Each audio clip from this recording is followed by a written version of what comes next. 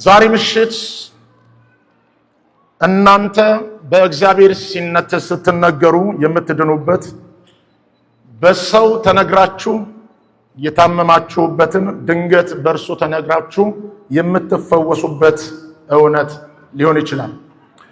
ክርስትና አሁን ከዘመርነው በላይ ከሰበክነው በላይ ክርስትና ከሆነልን ሆነ ካልናቸው ነገሮች በላይ የበራልን ትልቅ የነፍስ ዓለም ስኬት ነው። ዛሬ ወርዳችሁ መሬት ላይ ያለውን ሳይሆን ወጣችሁ ያገኛችሁትን እውነት ላይ እዛ ቦታ ላይ እንድታረፍዱ እዛ ቦታ ላይ መቆያችሁን እግዚአብሔር እንዲያበጅላችሁ ትልቅ ለናንተ ምኞታዊ ወይም የሆነ እውነታን አካፍላችኋለሁ። ዛሬ የእግዚአብሔርን ቃል ሳካፍል በማርቆስ ወንጌል ምዕራፍ 10:46 እስከ 51 ወይም 52 ያለውን ሐሳብ ተያያዥ አድርጌው ያንንም ቃል ሳካፍል የሉቃስ ወንጌል ምዕራፍ 18:35 ላይ ያለውን ቃል አካፍላችኋለሁ። ይህን ቃል ሳካፍል ለዚህ ቃል እግዚአብሔር የሰጠኝ ርዕስ ያንተ ያልሆነ ሕይወት ካንተ ጋር አይቀጥልም በሚል አጭር የሆነ እግዚአብሔርን መልእክት አስተላልፋለሁ። ይህንን መልእክት ሁላችንም የምናውቀው የተነገረን የረጅም ዘመን ምስጢር ሆኖ ነገር ግን የቆየ ተነቦ ያልተጣለ ትላንት ተሰብኮ ዛሬም አዲስ ነገር ያለው እውነት ነው። ይህ ቃል ለማናችሁም እንግዳ አይደለም።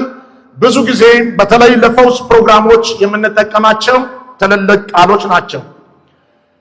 መጽሐፍ ሲናገር በተለይ የማርቆስ ወንጌል ምዕራፍ 10 ላይ ያለው ቃል ወደ ኢያሪኮ መጣ፣ ከብዙ ደቀ መዛሙርትም ጋር ከኢያሪኮ ሲወጣ የሚል ቃል አለ። እስቲ ሲወጣ በሉ፣ አንድ ላይ ሲወጣ በሉ። መደብ ሲወጣ በመንገድ ዳር ላይ ተቀምጦ የሚለምን አንድ የጢሞስ ልጅ በርጠለሜዎስ የሚባል አይነ ስውር ተቀምጦ ይለምን ነበር ይላል። እዚህ ቦታ ላይ በብዙ ሕዝብ ታጅቦ የሚወጣው ኢየሱስ ማንና ምን እንደሆነ ማን እንደነገረው ባይታወቅም መጽሐፍ ሲናገር ሰውየው ሰማ ይላል። የሰማበት ቦታ በጣም አስገራሚ ቦታ ነው። በልመናው ማማ በልመናው መቀመጫ ላይ መንገድ ዳር ላይ ቁጭ ባለበት ቦታ ነው የሰማው። ከዚህ ቀጥሎ ያለው በኋላ ቦታው ደግሞ በጣም ይገርማል። በሰማም ጊዜ ማን እንደነገረው አይታወቅም፣ ግን ሰማ ይልና ይህም ሰው የሰማው የሚያልፈው በብዙ ሕዝብም ታጅቦ የሚሄደው የናዝሬቱ ኢየሱስ ነው የሚለውን መረጃ ይድረሰው እንጂ ሰውየው በሰማው ተነስቶ የጮህበት ጩኸት ግን የተለየ ነገር ነበር። በነገራችን ላይ ዛሬ ምሽት ልዩ የሚሆን መገለጥ ነግራችኋለሁ። በሰማችሁና በሚነገራችሁ ትነሳላችሁ፣ በሚመራላችሁ ትጮኻላችሁ። አንድ ሰው ጮህ አሜን ይበልባል። ይህ የሚነገረው ቃል ለተቀመጠ መነሳት ይሆንለታል፣ ለተነሳው ደግሞ ጩኸት ይሆንለታል። እግዚአብሔር ዛሬ መኪና አይሰጥህም፣ ቤት አይሰጥህም፣ ገንዘብ አይሰጥህም። የምትጮህበትን የልጅነት አፍ ይሰጣል። አንድ ሰው ጮህ አሜን ይበልባል። ይህ ሰው አሁን የጮኸው ጩኸት አጠገቡ የነበሩትን ወይም የነገሩትን ሰዎች አጅቦት የነበሩትን ኢየሱስን ደቀ መዛሙርቱ የነገሩት የናዝሬቱ ኢየሱስ ነው ያሉትን ሰዎች እጅግ አስቆጥቷቸዋል፣ አስደንግጧቸዋል፣ አስኮርፏቸዋል። በነገራችን ላይ ሲበራላችሁ ተቆጪዎች ብዙ ናቸው፣ ካልበራላችሁ ረጋጮች ብዙ ናቸው። ዛሬ ግን ይበራላል። ጮና ያበራ ሲበራለት ያን ጊዜ አይኑ ሲከፈት አቅጣጫውን ሲለይ መልእክቱ ሲለይበት አንድ ነገር አለ።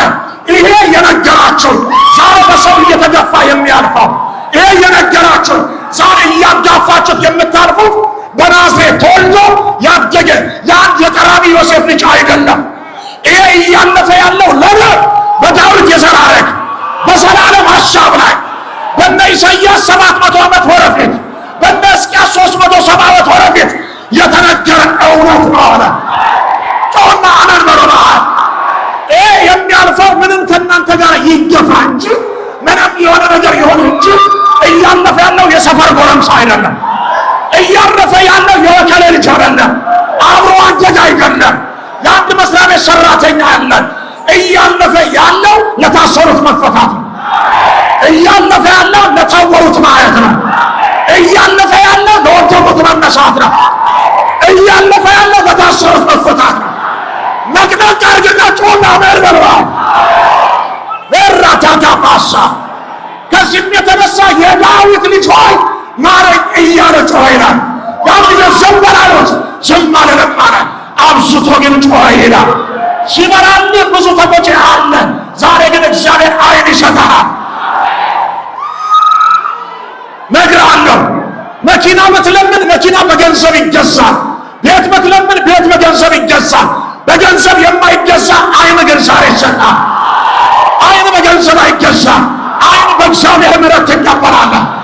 አይን እግዚአብሔር ሲልልህ ትቀበላለህ። አይንን በእግዚአብሔር ምሕረት ታገኘዋለህ።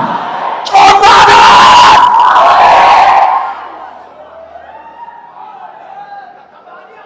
ጮህ ይላል። የሉቃስ ወንጌል ላይ መጣና እንደዚህ አለ። ይህ ማን ነው አለ ተባለ። ወደ ኢያሪኮም ቀርቦ ሳለ የሚል ቃል አለ። አንድ የጢሞቴዎስ ልጅ በርተሎሜዎስ የሚባል አይነ ስውር ተቀምጦ ይለምን ነበር ይላል። ያን ጊዜ እንደ ቅድሙ ዝም አላለም። እስኪነግሩት አልጠበቀም። አንድ ነገር አለ። ይህ የሚያልፈው ማን ነው ብሎ በጠየቃቸው ጊዜ ያን ጊዜ እንደዚህ አሉት፣ ይህ የሚያልፈው የናዝሬቱ ኢየሱስ ነው። አይደለም አለ። ብድግ አለ። በነገሩት ተነሳ፣ ባወሩለት ተነሳ፣ በሰማው ተነሳ። በበረው ግን ቁጭ ጀመረ። አላውቅም ዛሬ እግዚአብሔር ጩኸትን የሚሰጣቸው ሰዎች አሉ። የጸሎትን ጩኸት፣ የልጅነትን መንፈስ ጩኸት አንድ ሰው ጩኸትን ያማባራ የምትጮሁበትን ጩኸት፣ የጸሎትን ጩኸት ለራጃ ባራባሳ ተቀበል። ፈዛቴኝ ወይ ፍረድ ወይ ሩጥ፣ አንድ ነገር ምረጥ። ጮና ምን በልበለም አወሳወስ ወደዚህና ወደዚያ ሩጥ። ያን ጊዜ ይላል ዝም በላሉት፣ እሱም ዝም አልልም አለ። ለምን ሲባል ይሄ እያለፈ ያለው የኔ የዘላለም ጥያቄ ነው። የጨለማ ብርሃን ነው አለ። የመታሰር መፈታት ነው አለ። የኔ ውርደት ክብር ነው አለ። ለታካባራባሳ እያለፈ ያለው የተመታሰር መፈታት፣ የጥያቄ መልስ፣ የእንቆቅልሽ ፍቺ ነው። የውርደት ክብር ነው። ብድግ በልና አጋዝ በልባ ብድግ በል አጋዝ እጮሃለሁ እዚህ እጮሃለሁ በልባ። በሰሞኑ ባለው ኮንፈረንስ ብዙ ሰዎች የሚጮሁበት አፍ ይሰጣቸው።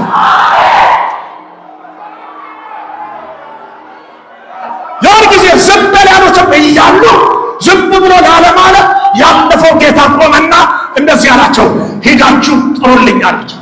እነሱም መጡና እንደዚህ አሉ ይላል። አንተ ሰው ይፈልጋል ሲሉ አይኑ እስኪከፈት አልጠበቀም። ጨርቁን ጥሎ ሮጠ ይላል። ተቀመጡ። መልእክቱ እዚህ ጋር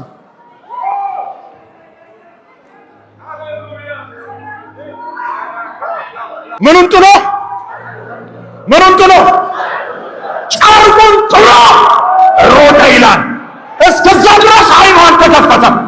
እስከዛ ድረስ አይኑ አልበራለትም። ና ይጠራሃል ሲሉት ገብቶታል። ጮና አሜን በሉ። ባህል ገብቶታል። አውልቆ ጥሎ ሄደ። አውልቆ ጥሎት የሄደው ጨርቅ የምን ጨርቅ ነው? ድንገት ያንተ መገለጥ ሊሆን ይችላል። ያ ጨርቅ ዛሬ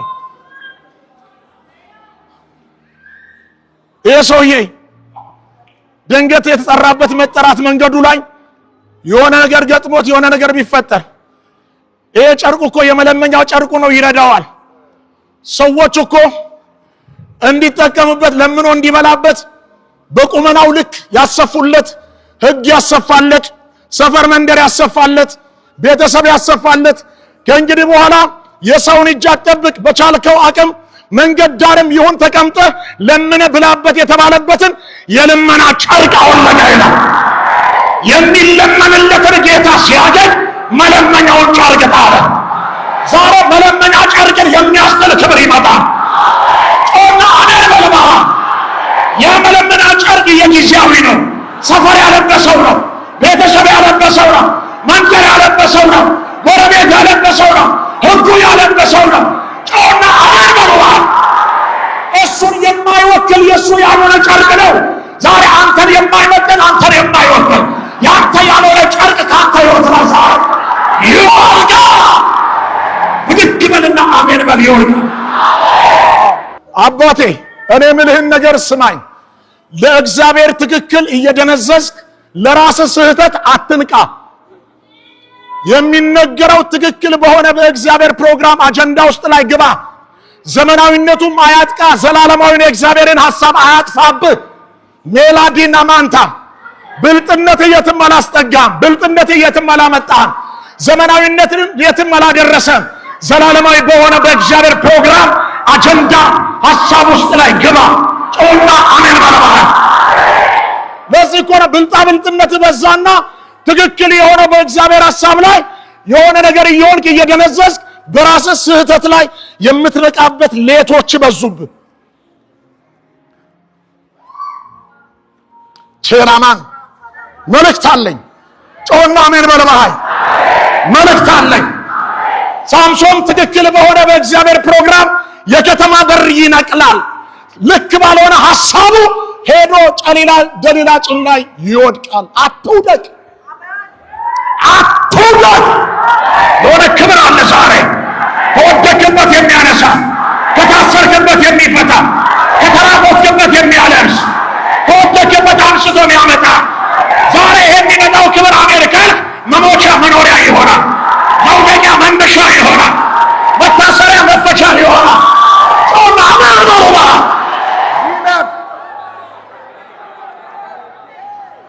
ሰውየው ተቀምጦ የነበረበት ቦታ ራቆቱን ለጨርቁን አውልቆ ሲሮጥ ገብቶታል። ያ አውልቆት ሮጦ የሄደበት መንገዱ ማለፊያው ነበር እንጂ ተቀምጦ መለመኛው አልነበረም። ማለፊያ መንገድ ላይ ጴንጤ ተቀምጦ መለመን ከጀመረ ለማኝ ይሆናል። ማለፊያ መንገድህን መቀመጫ አታርገው። ዛሬ ይለቃል። ማቴናማ ምንም አናባብልም። ይለቃል። አጠገባቸው ሰው ይለቃል በለዋል። ይለቃል በለዋል። ማለፊያ መንገድህ ለልመና መቀመጫ አይሆንም። ጮና አሜን በለዋል። ያን ጊዜ እንዲህ አለ ቁጥር 51 ላይ አንተ ሰው ምን አደርግልህ ዘንድ ትወዳለህ ሲለው ሰውየው እንደዚያ ነው። አይዞህ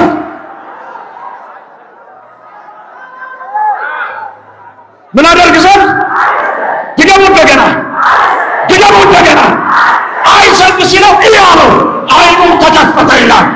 አይኑ ሲከፈት መቀመጫ የነበረው የልመና መንገዱ ተሻግሮ አልፎ ሄደ። ሎታታ ፓራኪናማ ጮና አሜን በሉሃል። ዛሬ አስቀምጦ ያስለመነ ያ መንገድ ይለቃል። መንገዱ የልመና ሳይሆን ማለፊያ ነው።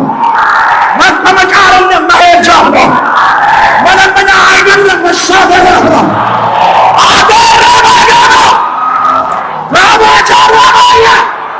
የብዙ ሰዎች እግር ይፈታል። የብዙ ሰዎች አይን ይከፈታል። የብዙ ሰዎች እስራት ይበጠሳል። ጨክበል ብድግ በል አበረባል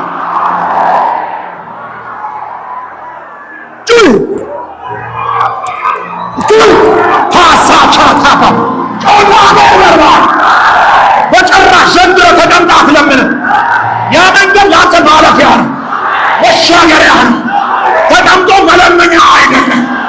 ያንተ ያልሆነ ሕይወት ከአንተ ጋር አይመጣም። ዛሬ ይቀደዳል። ዛሬ ይቆማል። ብድግ በል አሜን በል።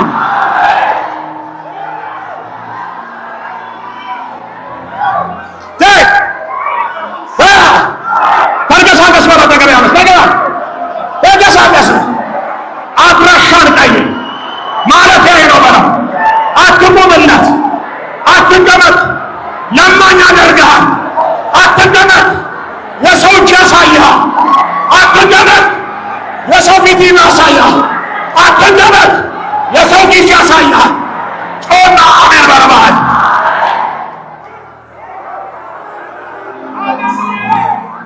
ዘራፍ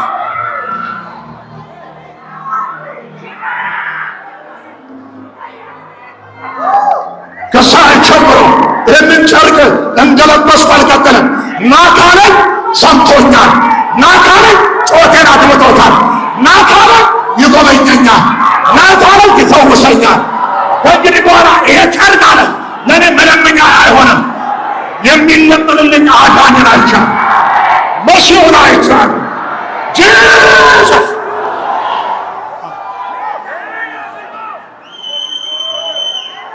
ሶስት ሰው አራት ሰው እንፍ በልና ያንተ ያልሆነ ህይወት ከአንተ ጋር አይቀጥልም። ዛሬ ምሽት ይቆማል። ማለፊያ መንገድህ መለመኛ ጎዳና አይሆን። ዛሬ ያስቀመጠ የትኛውም ጨለማ ይረቃል። ያስቀመጠ የትኛውም መከራ ይረቃል። ያስቀመጠ የዘር ማንዘር እርግማ ይሸበራል። ያስቀመጠ ቀንበር ይሸበራል። ያስቀመጠ ባዶነት ይሸበራል። ያስቀመጠ ጨለማ ይገፈፋል።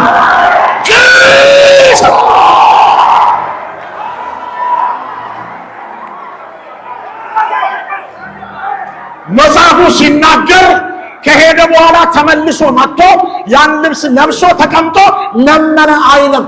አይኑ ተከፈተ፣ መንገዱን ሄደ ነው የሚለው። ዛሬ ጌታ ምስክሬ ነው። እግዚአብሔር መንገድ የሚሰጣቸው ሰዎች ነው። አቻራታራ ይሄ መንገድ መድረሻ ሊሆን ይችላል። ይሄ መንገድ ማለፊያ ሊሆን ይችላል። ይሄ መንገድ ማውጫ ሊሆን ይችላል። ይሄ መንገድ መሄጃ ሊሆን ይችላል። ይሄ መንገድ ማለፊያ ሊሆን ይችላል።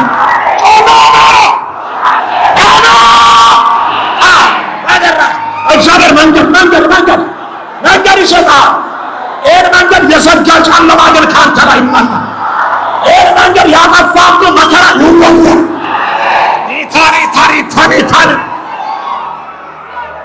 ሊዳራዳጋባስ ሙታራባሽነማታ ቶራሽ አሁን መገለጥ አለኝ። ያንተ ያልሆነ ህይወት ከአንተ ጋር አይቀጥልም። ያንቺ ያልሆነ ህይወት ከአንቺ ጋር አይቀጥልም። ዛሬ ይቆማል። ሰፈር ያለበሰው ያጨርቅ ይወልቃል። ዋኛ ያለበሰው ይወልቃል። አቤተኛ ያለበሰው ይወልቃል። አካባቢ ያለበሰው ይወልቃል። አይችልም ተብሎ የለበስክበት ይወልቃል። ለማኝ ነው ይለምድ ተብሎ የለበስከው ይወልቃል።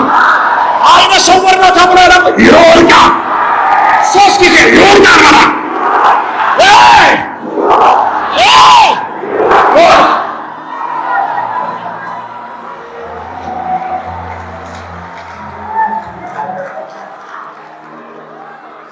በዚህ ሰው ምንም አልሰጠውም። የሰጠው ያስቀመጠውን አንድ ጨለማውን ሊያይበት የሚችል አይን። አይኖቻችሁን ወደ ውስጥም ወደ ውጭም እግዚአብሔር ዛሬ ያብራው።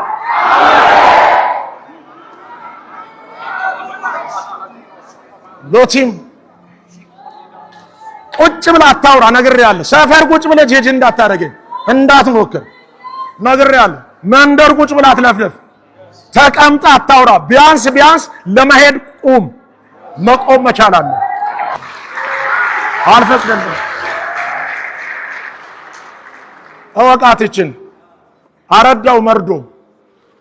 ቁጭ ያለ ሰው መቼም ለቆመ ሰው ምንም ትርጉም አይሰጥም። የቆመ ሰው ነው ለተቀመጠ ሰው ትርጉም ሊያመጣ የሚችል።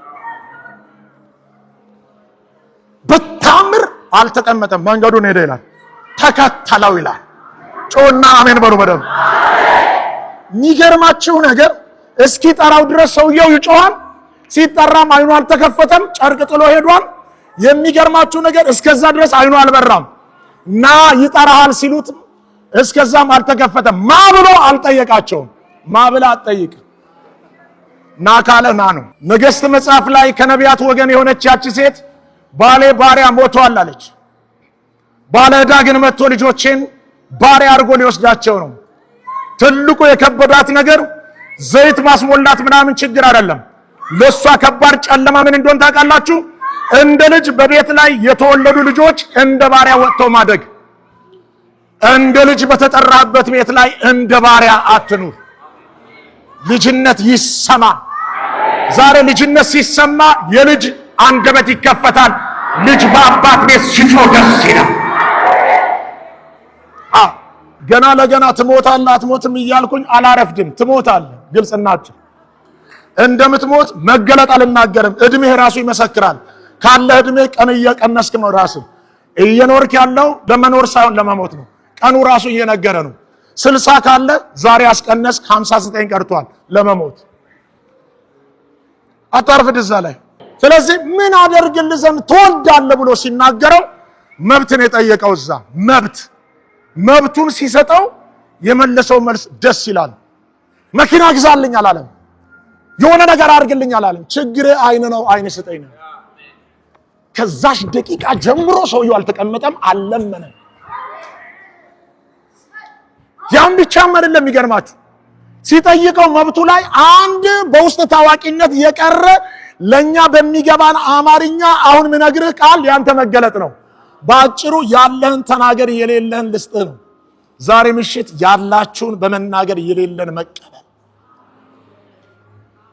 ባለ ዕዳ መጥቶ ልጆቼን ባሪያ አድርጎ ሊወስዳቸው ነው ስትል በኤልሳ ፊት አለቀሰች አትልም አይልም፣ ጮኸች ነው የሚለው። በነገራችን ላይ አታልቅሱ፣ ፊት ታበላሻላችሁ። ጩሁ ነው መብቱ። ጩሁ፣ እግዚአብሔር ጩኸትን ይስጣችሁ።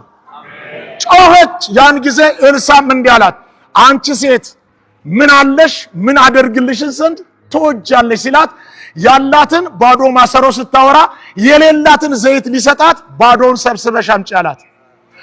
አሁን ትልቁ መገለጥ እዚህ ጋር ነው። ባዶ ነገሩን ሰብስቦ ማምጣቱ አይደለም፣ የማሰሮ ማዕት መከመሩ አይደለም፣ ማሰሮ ማዕቱን አምጥታ ከምራ ማልቀስ መጮህ ላይ አይደለም።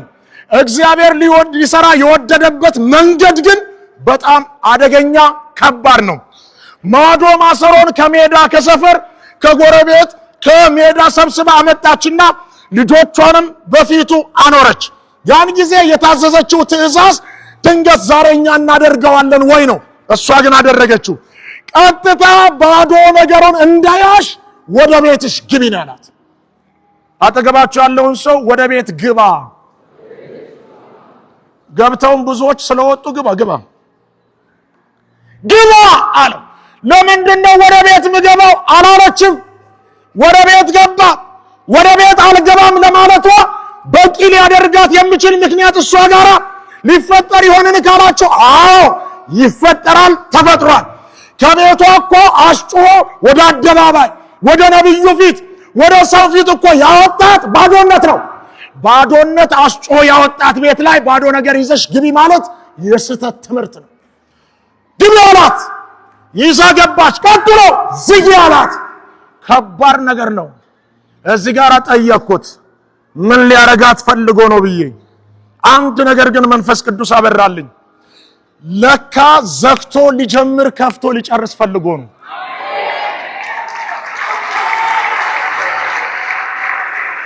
ያልተዘጋ ነገር አይጀምርም፣ ያላለቀ ነገር አይከፈትም።